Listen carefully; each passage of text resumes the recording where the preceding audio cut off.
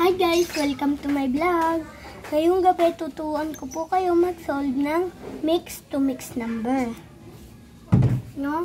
So, ang una nyo pong gagawin pag mag-solve kayo ay ikakopy nyo po yung isang mix number at yung isang mix number. So, katulad po nito, manood lang po kayo hanggang sa dulo.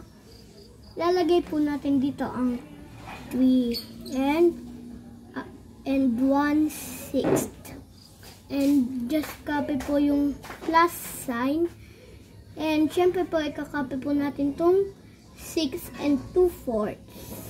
6 and 2/4.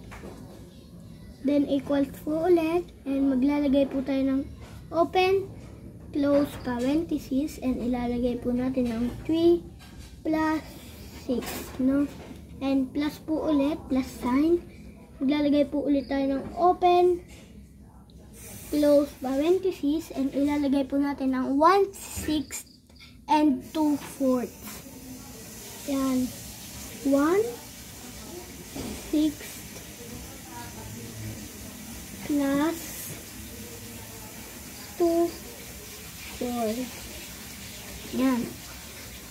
Ang una nyo pong gagawin, pag nasulat nyo na po ang 3 plus 6 na whole number at 1/6 o yung fraction ay ipagpa-plus nyo na po yung whole number, no?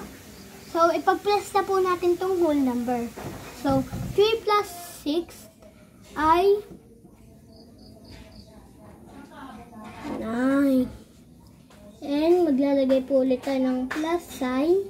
Then, yan po, go ahead. And, syempre po, ano po ba yung kapareho ng 6 sa 4 na multiple? Di ba po, 12? So, ilalagay po natin sa denominator yung 12. Then, i-divide po natin siya sa 1/6 at 2/3. No?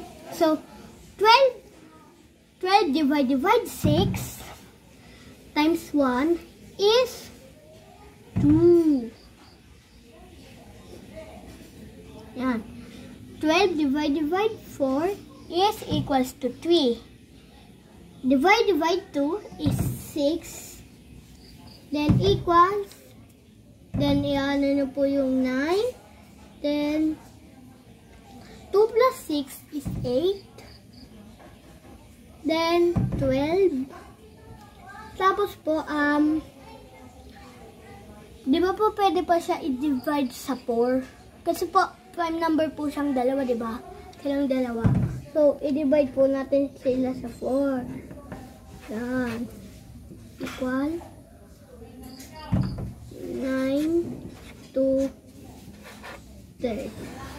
Yan po yung final answer. Don't forget to subscribe po sa aking YouTube channel and click nyo na po ang notification bell para po lagi po kayong updated sa aking video. Bye-bye!